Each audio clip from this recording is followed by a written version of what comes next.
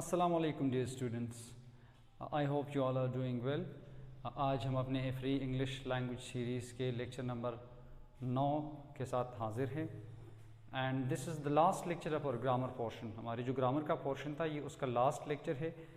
इसके बाद जो है हमारी कम्युनिकेशन स्किल की जो लेक्चर्स रहती है वो 2 लेक्चर्स होंगे और उसके बाद एक कॉमन हम क्लास लेंगे जो ओवरऑल एक ओवरव्यू होगा इन सारी क्लासेस का। आज हम बात करेंगे जिस तरह in our previous lecture we talked about narrations, direct and indirect. In our today's lecture we will be discussing the terms active and passive. आज के लेक्चर में हम ये जो 2 टर्म्स है एक्टिव और पैसिव इन्हें डिस्कस करेंगे और इनको समझेंगे और उसकी ज़रूरत को समझेंगे, कहाँ पे हमें ज़रूरत पड़ती है और ये है क्या। The first question, in terms को सुनते ही दिमाग में पहले जो सवाल आएगा हमारा वो ये होगा कि what is active and passive voice. किसी भी चीज़ को सीखने से पहले आपको इसके बारे में जानना ज़रूरी है कि ये चीज़ क्या है।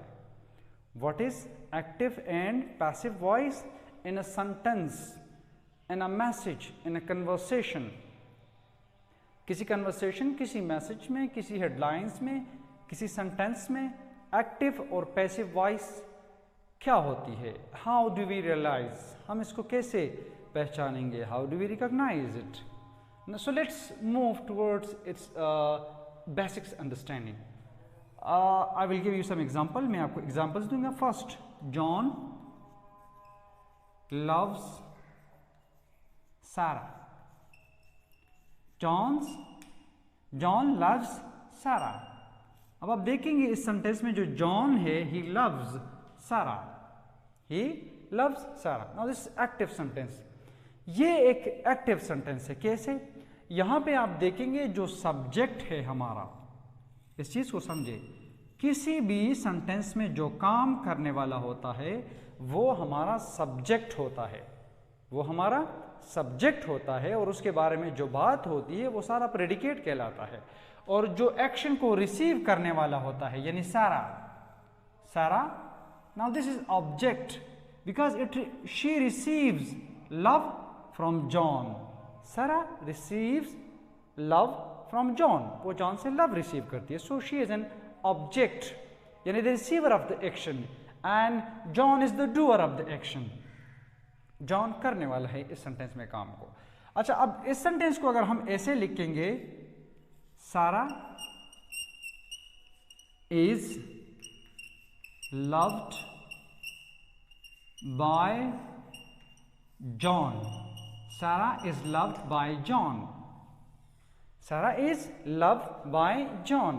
यहां पे जो जॉन लव सेरा वाली बात थी वो तो सिंपल थी, यानी जॉन सारा से मोहब्बत करता है या प्यार करता है व्हाटसोएवर। लेकिन यहां पे जो सारा है उसको सब्जेक्ट की जगह लाके हमने बात की कि द रिसीवर जो है इस सेंटेंस में ही becomes in place of subject. वो जो है वो सब्जेक्ट की जगह आ जाता है, वो सब्जेक्ट की जगह ले लेता है। और जॉन जो है it swaps its place with object. ये दोनों अपनी जो जगह है वो चेंज करती है। यानी किसी भी सेंटेंस का जो फर्स्ट नाउन या प्रोनाउन जो ऑब्जेक्ट होगा वो इन प्लेस ऑफ सब्जेक्ट लिखा जाएगा, वो पहले लिखा जाएगा उसके डूअर से। ये डूअर है यहां पे, डूअर ऑफ द एक्शन, काम करने वाला, ठीक है। ये रिसीवर है, रिसीवर ऑफ द एक्शन, और यहां पे ये डूअर है और यहां पे ये रिसीवर है। सो रिमेंबर, जब वो सब्जेक्ट की जगह डूअर होगा और रिसीवर ऑब्जेक्ट की जगह पे होगा, so the order is, this is a proper order. ये एक प्रॉपर ऑर्डर है और इसको हम कहते हैं एक्टिव वॉइस। यानी जो डूअर होगा वो काम करेगा और वो एज अ सब्जेक्ट डिनोट होगा किसी भी सेंटेंस में। लेकिन यहां पे आप देख रहे हैं कि जो सारा है she is in place of subject but still a receiver of an action. लेकिन वो स्टिल किसी काम की रिसीवर है। She does not do it, she receives an action, किसी एक्शन को रिसीव करती है। And John is a doer, John जो है वो काम करने वाला है, but still in place of an object, किसी ऑब्जेक्ट की प्लेस में है। यहाँ बाय फ्रेज इजाफी है, इन सब की तरफ आते हैं कि क्यों। Just remember when the doer is first comes first and the receiver comes last at the end or as an object, when the order is subject doer verb object receiver, it would be called active voice. First understand these terms. हम इसको elaborate करेंगे, explain करेंगे कि rules क्या है, लेकिन पहले इस चीज़ को समझिए कि जब पहले काम करने वाला डूअर जो है वो पहले आएगा, फिर वर्ब कोई काम होगा और फिर रिसीवर यानी ऑब्जेक्ट होगा। ठीक है, इस ऑर्डर को हम कहेंगे एक्टिव वॉइस। और पैसिव वॉइस जब रिसीवर फर्स्ट होगा और डूअर जो है वो लास्ट में होगा विद बाय फ्रेज। जब बाय फ्रेज लग भी सकता है और नहीं भी लगेगा, नहीं भी लग सकता। कैसे, कहाँ पे हम इसको ओमिट करेंगे उसकी तरफ बाद में आएंगे जब रूल्स पढ़ेंगे, लेकिन पहले इस चीज़ को समझ लें। तो ये तो हो गई बात एक्टिव एंड पैसिव की।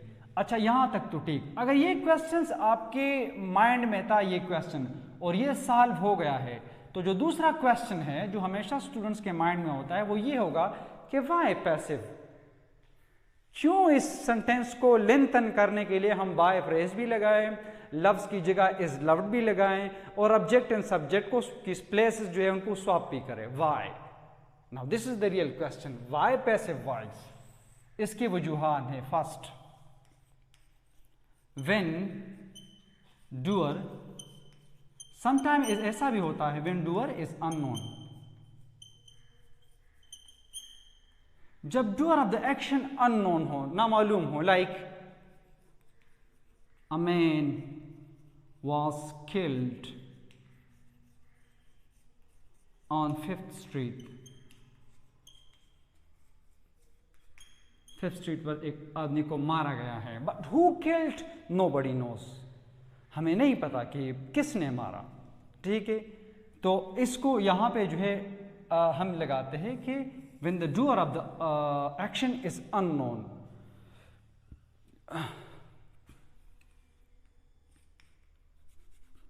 cars are being lifted, car lifting जिसे कहते हैं, गाड़ियां उठाई जाती है, चुराई जाती है, by lifted in cities, but by whom? by whom कौन करता है? the question is, हमें ये नहीं पता। जब तक हमें ये नहीं पता हो तब तक हम एक्टिव वॉइस में कोई भी सेंटेंस नहीं लिख सकते। until we know about by whom, जब तक हमें डूअर नहीं पता हो हम किसी भी काम के, क्योंकि हमें सब्जेक्ट पता नहीं है, तो जब हमें सब्जेक्ट नहीं पता तो हम ऑब्जेक्ट और वर्ब एक्शन जो है वो लगा लेंगे और सब्जेक्ट जो है उसको अमिट कर लेंगे। उसको क्या कर लेंगे? अमिट कर लेंगे। या ऐसे ही this true, like the cars are being lifted in cities, by whom? By thieves, by car lifters, that is known, ये नोन है, बट वी अमिट, हम इसको अमिट करते हैं। If you are talking about, अगर हम किसी स्पेसिफिक ग्रुप की बात कर रहे हैं, फिर भी हम नाम नहीं लेना चाहते, हम सब्जेक्ट को जाहिर करना नहीं चाहते, हम सब्जेक्ट को जाहिर करना नहीं चाहते, या सब्जेक्ट सबको पता हो या किसी को पता ना हो। ये 2-3 सूरतें हैं। फर्स्ट, सब्जेक्ट काम करने वाला सबको मालूम है, या करने वाले या करने वाला सबको मालूम है, ठीक है, तब हम नहीं लगाते इसको। सेकंड, सब्जेक्ट यानी जो काम करने वाला है वो किसी को नहीं पता। और थर्ड, तीसरी जो सूरत है वो सबको पता है, मालूम भी है, लेकिन कोई बताना नहीं चाहता, कोई बताना नहीं चाहता, ठीक है। उसकी वो जो, अब अगर हम इसको एक्सप्लेन करेंगे तो वो थोड़ी इजाफी बात होगी, इसीलिए हम यहाँ पे पैसिव वॉइस लगाते हैं, ठीक है। First, when the doer is unknown, तो ये स्टेटमेंट तो हो गई clear. Second, when it is necessary, जब ये जरूरत हो, when it is necessary to, next to this sentence, to denote subject with by phrase, जब by phrase के साथ हम सब्जेक्ट को डिनोट करना चाहते हैं। अच्छा, बाय फ्रेज से क्या होगा? बाय फ्रेज से ये होगा कि इससे एक स्ट्रेस पड़ेगा, इससे एक stress, like action is taken by the police.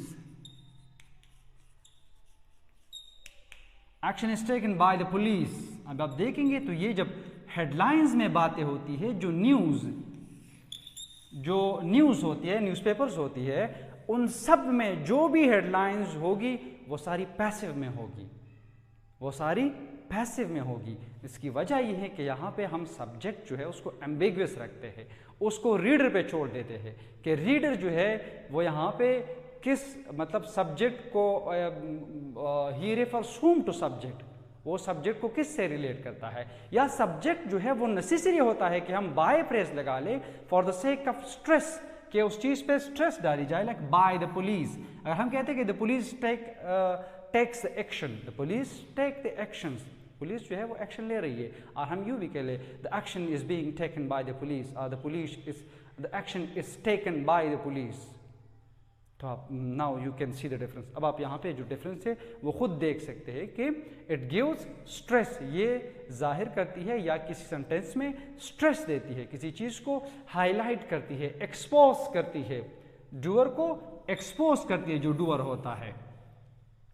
अच्छा, समटाइम्स ये भी होता है when it is necessary to denote subject with by phrase, or when the doer is unknown, or when the doer is known। जो तीसरी condition है वो है when the doer is known to everyone, जब वो सबको पता हो कि डूअर कौन है, like the thieves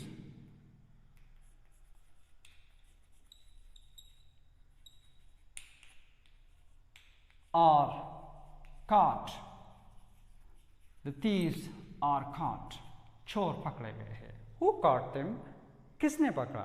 Obviously जाहिर ये है किसी और ग्रुप जो है, चोरों का जो ग्रुप है या उनका जो डाकू का जो ग्रुप है, उनने तो नहीं पकड़ा होगा ना, पुलिस ने पकड़ा होगा ना। तो इस पे जब हमें सब्जेक्ट का क्लियर पता हो तब हम यूज करते हैं passive voice, the thieves are caught, चोर जो है वो पकड़े हुए। या हम इस ये भी कह सकते हैं द सिटीज आर क्लियर्ड, शहर जो है उनकी सफाई हो चुकी है। By whom, definitely municipal community जो है वो करती है इन चीज़ों को, टीएमए करती है, और डेवलपमेंट अथॉरिटीज़ जो कंसर्न सिटीज़ की होती है वो करती है। तो sometimes we don't take like we also say the budget is presented, the budget is presented, budget जो है वो पेश किया गया है, but who presented it? The government.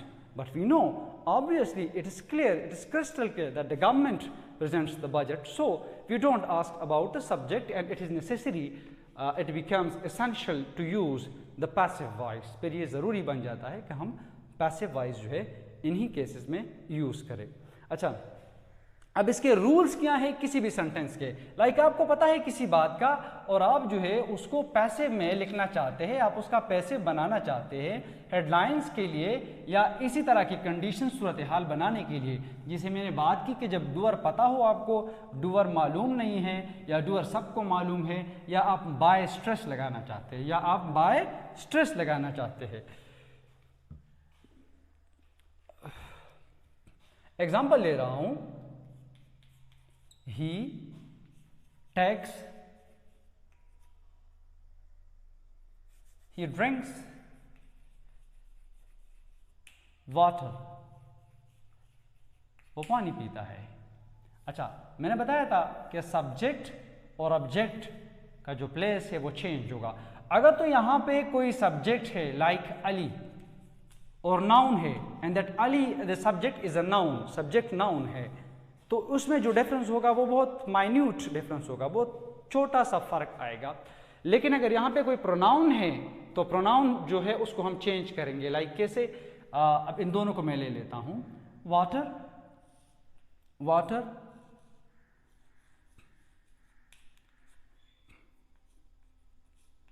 Water is taken, is drank by. अगर मैं यहां प्रोनाउन वाला सेंटेंस लेता हूं तो यहां पे मैं लिखूंगा बाय हिम। और अगर मैं यहां पे अली वाला सेंटेंस लेता हूं लाइक अली ड्रिंक्स वाटर, तो यहां पे एज इट इज जो नाउन है वो लिखूंगा बाय अली। अब आप यहां पे देख सकते हैं वाटर इज ड्रिंक, ये ड्रिंक्स है, ड्रिंक्स का मतलब present simple, present simple tense.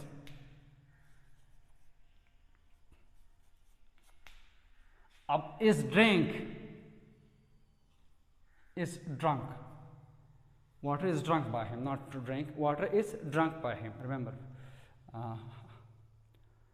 it was mistakenly written as drink but it must be written as drunk, इसको drunk पढ़ा जाए और drunk ही लिखा जाए, ये एक तस्हीह कर ले आप, अगर आपने drink लिखा है तो वो गलत है, उसको कर ले सही। जो सिंपल प्रेजेंट है इसकी अगर एग्जांपल है टेक, टेक और टेक्स, टेक्स, टेक जो है तो मैं लिखूंगा इज टेकन, अगर पैसिव में करता है लाइक ही, इस टेक की मैं एग्जांपल ले देता हूं आपको, टेक्स टैबलेट, टैबलेट्स, वो गोलियां लेता है, ही टेक्स टैबलेट्स, टैबलेट्स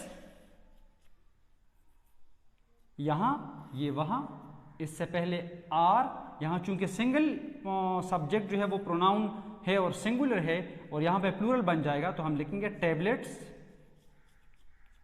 और टेक्स को हमने क्या कहा था टेकन, ये टेक है तो सिंगुलर की जगह इज टेकन, और अगर ये प्लूरल बन जाता है यहां पे जो डूअर है तो वो हम आर लगाएंगे, इज आर टेकन,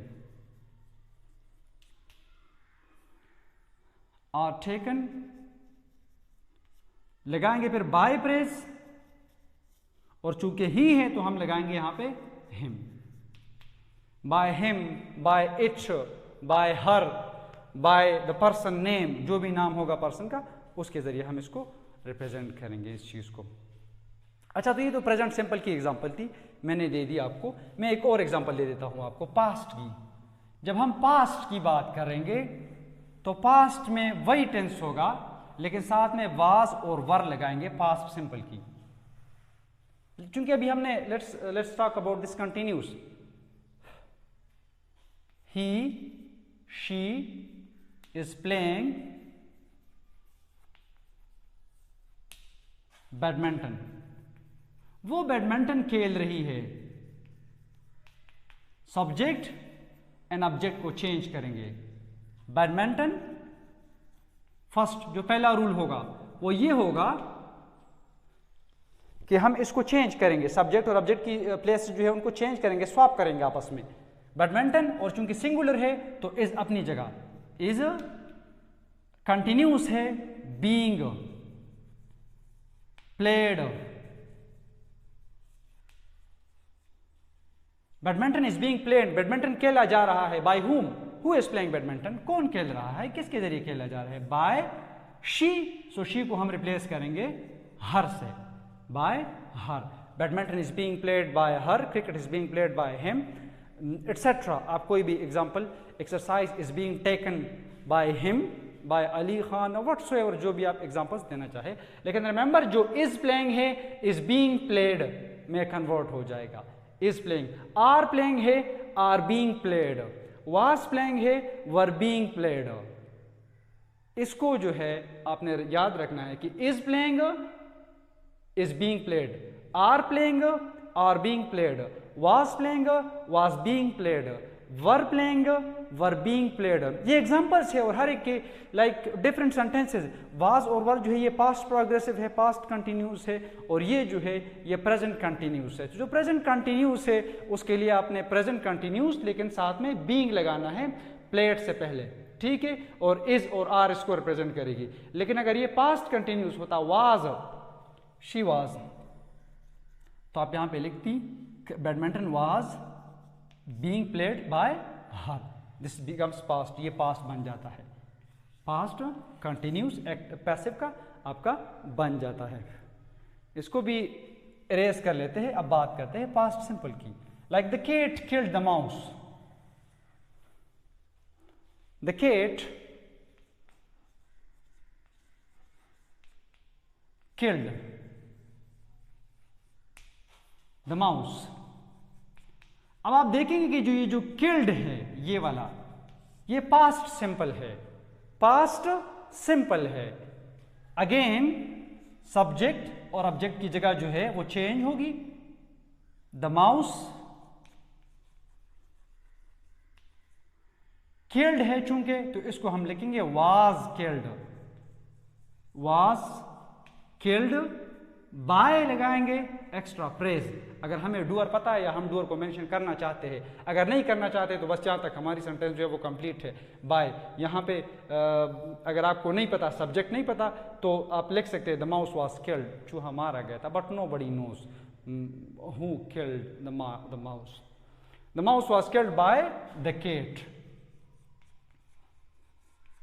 तो ये पास्ट सिंपल की बात हो गई। और पास्ट कंटिन्यूस की तो हमने बात की कि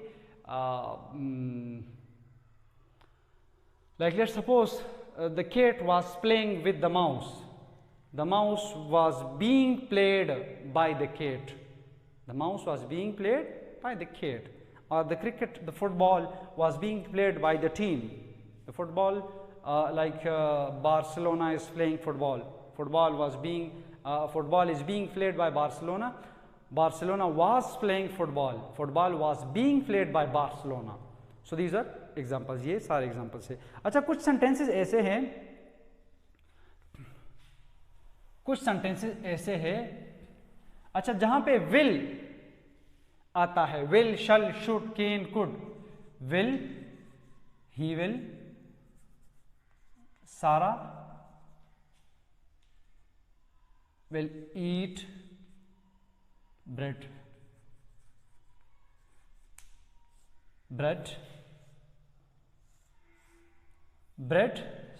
swap the place, subject and object, well, be और eat को eaten by Sarah, bread will be eaten by Sarah, flowers will be plucked by Sarah, or the Sarah will pluck the flower, etc. Or the team manager will select, let's suppose the team manager will select Haris Sohail is a player. It's a supposition for the sake of clarity. Let's talk about it. The team manager will select Haris Sohail. ठीक है, तो हम इसको लिख सकते हैं कि Haris Sohail will be selected by the team manager. या जो मोस्ट कॉमन है वो ये है कि the team will be announced soon. सबको पता है who will announce, the selection committee, the focal person, the team manager और whatsoever, but we say the team will be announced soon, the team will be announced soon. हम ये नहीं कहते कि he will announce the team, या हम ये नहीं कहते कि the PCB will announce the team. We say that the team will be announced by, तो सबको पता है who is the doer, so we omit by। यहाँ पे जो चीज़ है वो हम, या हम यूँ भी कह सकते हैं कि where we omit subject, इसको लिख लें omit subject। सब्जेक्ट को कहाँ पे हम omit करते हैं, like I will give you justice, इंसाफ दूंगा, तो हम इसको यूं भी कहते हैं justice will be given, justice will be given simply। बस यहां पे जो आई है उसकी जरूरत हमें नहीं पड़ती, इट इज नोन। अगर मैं बात कर रहा हूं हमें इंसाफ होगा, इंसाफ होगा, कौन देगा इंसाफ? डेफिनेटली अगर मैं इंसाफ की बात करूं तो मैं इंसाफ दूंगा ना, जस्टिस विल बी गिवन, इंसाफ जो है वो होगा। या कोई और एग्जांपल जो है, let's talk, English is spoken, English is spoken all over the world, English is spoken all over the world, पूरी दुनिया में इंग्लिश बोली जाती है। दैट्स ट्रू, बोली जाती है, बट हु स्पीक्स, कौन बोलता है? It is obvious that people all over the world speak English. People all over the world speak English. So we omit the subject which in this case is people. जो इस case में subject है जो कि people है, हम इसको omit करते हैं. Like we may say that people speaks English all over the world. People speak English all over the world, but no, we say English is spoken all over the world. अच्छा, तो ये हो गए हमारे active और passive की जो कहानी थी आज तक की, और अब तक जो है वो हमारी हो गई कि कहाँ पे omit करना है. और अच्छा, एक और एग्जांपल ले लेते हैं. वो कुछ इस तरह होगी example. Orders will be issued promptly. Orders will be issued promptly. Adverb, quickly, जल्दी, fair, cleanly, you will get it. अब orders, अभी if it is being said by a person, अगर एक बंदा ये कह रहा है कि जल्दी ऑर्डर जो है वो एक्सपोज हो जाएंगे, क्लियर हो जाएंगे, तो फिर आप इसको समझ लेंगे. तो इट मीन्स जो स्पीकर है वो ऑर्डर्स को जारी करेगा, इसीलिए वो ऐसे बात कर रहे हैं कि orders will be issued promptly, कि वो जल्दी जो है वो ऑर्डर्स जो है, फैसला जो है या जो ऑर्डर्स हैं हमारे वो इशू हो जाएंगे. ठीक है. Like we say that the result card certificates will be issued. Certificates will be issued. Certificates जो है वो मिलेंगे, जारी किए जाएंगे, इशू किए जाएंगे. Definitely if you are talking about that certificates will be issued, so it will be issued by us. हम ही होंगे ना जो इस चीज़ को इशू करेंगे, जहाँ पे स्टैंड ले रहे हैं इस बात पे. So we will issue the certificates ना. दैट्स द थिंग कि यहाँ पे sometimes we omit the subject because it is known, क्योंकि इसकी ज़रूरत नहीं पड़ती है और वो नोन होता है. सब्जेक्ट जो डूअर ऑफ द एक्शन होता है वो नोन होता है. So this is all about active and passive. ये सारी बात जो थी वो एक्टिव पैसिव की थी. रिमेंबर द थिंग, जो भी चीज़ आप सीखना चाहते हैं पहले उसको समझिए कि वो है क्या और उसकी ज़रूरत क्या है. If you think that you need that particular thing, particular skills, particular term, particular part of English grammar, particular language, remember first why and for what reason. किस लिए do you need that? Think before. क्या आपको उसकी ज़रूरत है? If yes, then go for it. If no, just back up. If you think you don't need that, just get yourself back. You retain yourself from investing your time in. But if you think you will need that in future, just learn it. उस चीज़ को सीखें. So this was all about active and passive, and I think with this lecture we have come to an end of this English language grammar series. In our next lectures we will be talking about communication skills, which are categorized as two different categories like active skills and passive skills. हमारे 3 lectures है. जो last lecture होगा that will be an overview of the whole course. जो 2 lectures होंगे वो भी active and passive regardings. Not only active and passive, but will be about active and passive skills of communication skills, उसके regarding होगी. And I hope so far you would have learned a lot of things. अब तक जो है आपने बहुत सारी बातें सीखी होंगी. Because I myself record a lot of things. मुझे खुद बहुत सारी चीज़ें with passage of time during teaching के दौरान passage of time, अब many things come to my mind. बहुत सारी ऐसी चीज़ होती है जो मेरे दिमाग में आ जाती है and I recall it. So this was our today's lecture. If you have any queries, any questions, you may ask in the comment section of this video. Whenever it is released, जब भी ये release होगी आप इस comment section में question पूछ सकते हैं. और इंशाल्लाह नेक्स्ट लेक्चर में मिलते हैं. तब तक के लिए अपना ढेर सारा ख्याल रखिएगा और हमें अपनी दुआओं में याद रखिएगा. अल्लाह हाफिज़.